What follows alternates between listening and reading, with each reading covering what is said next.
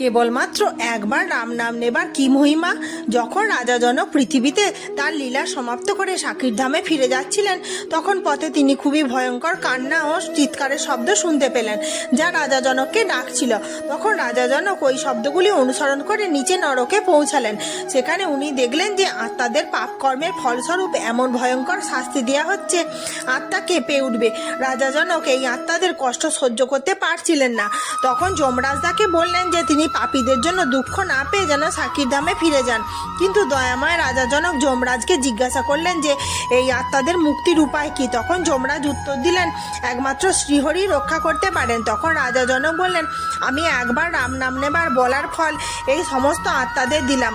এই কথা বলার সাথে সাথে সমস্ত পাপী আত্মা নরক থেকে অদৃশ্য হয়ে গেল। শ্রদ্ধা সহকারে নেওয়া রাম নাম মানুষকে বহু জন্মের পাপ থেকে মুক্তি দিতে পারে।